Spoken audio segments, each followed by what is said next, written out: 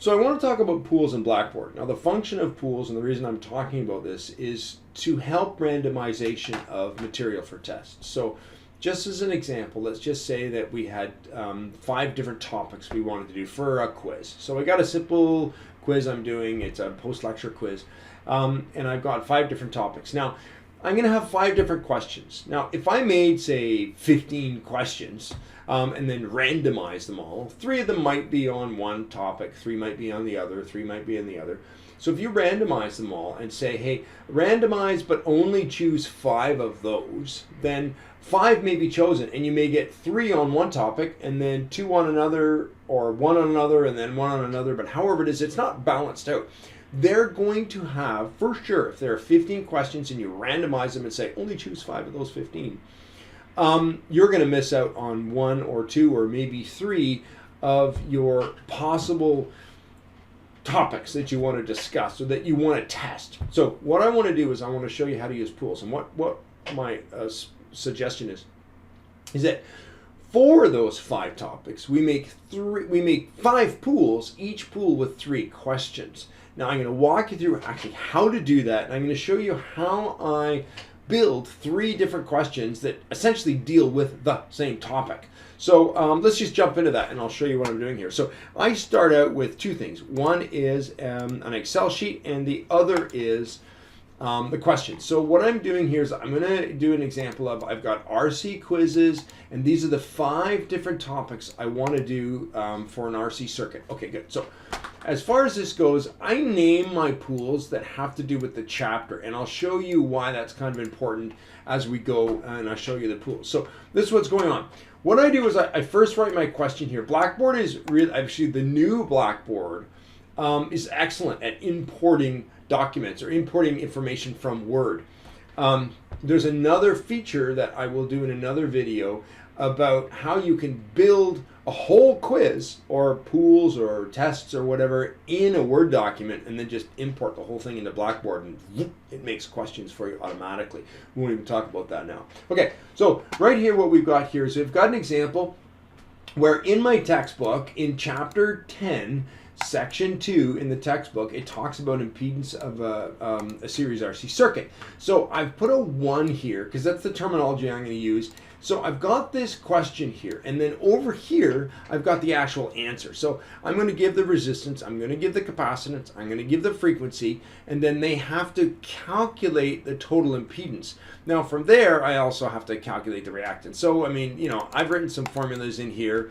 And then you can go from there. You can write the formulas however you want. If you want some help on how to do complicated formulas in Excel, email me and I'll let you know. So here we go. So what I do here is I create a situation where I create 3 different questions that are pretty much the exact same question, and then I just play around with them. So let's say this is going to be, actually, I'm a little sneaky, just a little sneaky.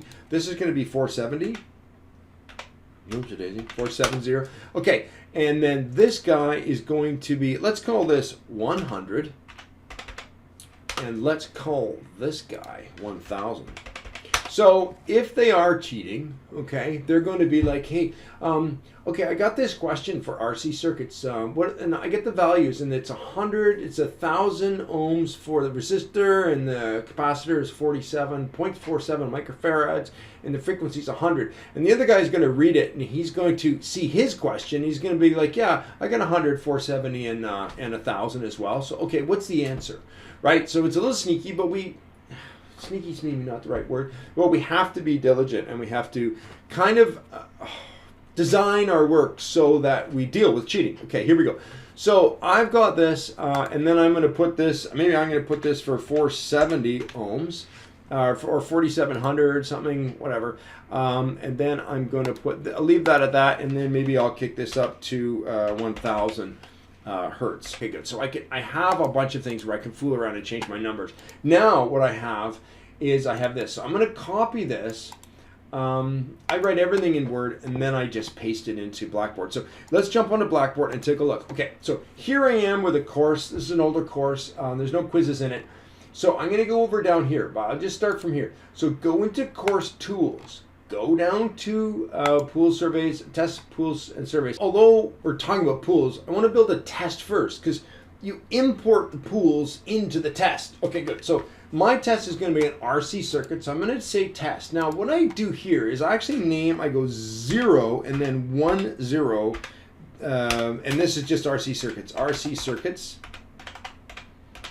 And the reason I name it that is because alphabetically ordered is not the right word, but let's just go with that. So you know how you make something that starts with a 4 and then you make something later that starts with a 10 and then you organize it and the 10 goes above. So I always start with 0, but you know how that works. So organizing things with a 0. And the reason I do that is because when you have a whole bunch of tests, you want them to be organized as the way that you're deploying it, and then you can be able to quickly find them. So I like to organize my tests by chapter. So it's RC circuits, and that's it. Now, if I want to put some description on how to write the test and stuff, that goes there. I think you guys know how to do that. So let's continue. Now I have my test, but there's nothing in it. So don't even put a question in. Just don't do it. What we're going to do is we're going to jump over to here, and we're going to back to test school test surveys and pools. I'm trying to say surveys and pools at the same time. Now I'm going to build a pool. Okay, so this pool is going to be, you know what? Copy paste straight from here. That's my thing. Okay, so I'm going to go in here, and that's the name of my first pool. Okay, so that's the name of my first pool. So that's going to be RC circuits. Now I'm going to have 3 questions in my pool. Now the reason I'm going for 0, 2 is because it's in section 2 of chapter 10. Okay, now I've got this pool. I can create my question. So I'm going to create a question, and this answer, I'm going to do a calculated numeric. Now I'm going to paste that because I had that already. Now that's number 1.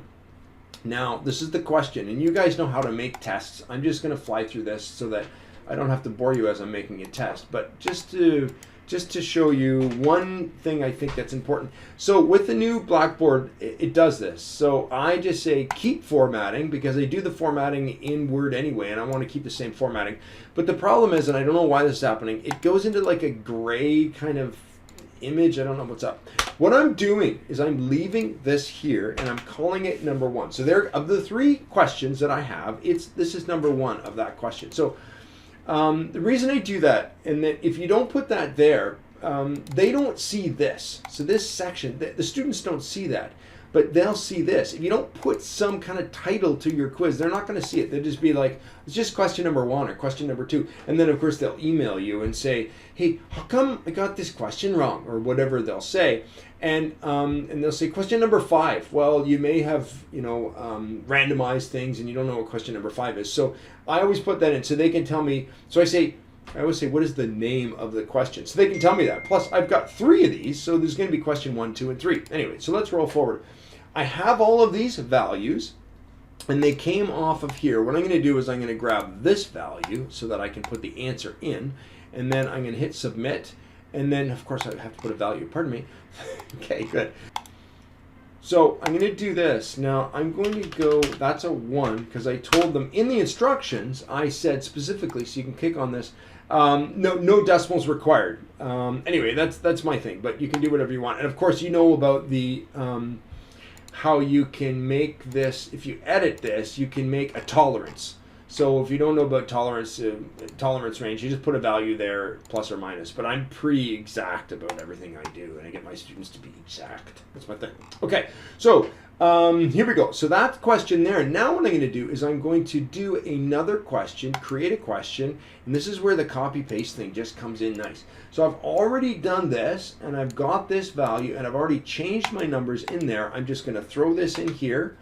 And I'm going to keep my formatting. Again, I'm just hitting select all right now, and I'm going to change this into black because it's gray, and I don't know why it's gray. I'm going to hit enter here, and sorry, I always put a colon in there. Whatever, that's my thing. I'm going to put this here, and I'm going to paste that up there so I know what question it is, and now they also know what the question is. And I'm going to go back over to here to my sheet, and I'm going to pick this guy up, and I'm going to copy that. I'm going to go down here, and I'm going to put my answer. And as I said, I personally don't use tolerances, and that's fine. So now I've got that, and I just do the 1 more question. Question, numeric, and then I'm going to throw the 3rd one in. So I didn't make a 3rd one, so I'm going to make a 3rd one. Nice and simple. I'm going to do this, and I'm going to do that. I'm going to call this number 3, and I'm going to change some of the values.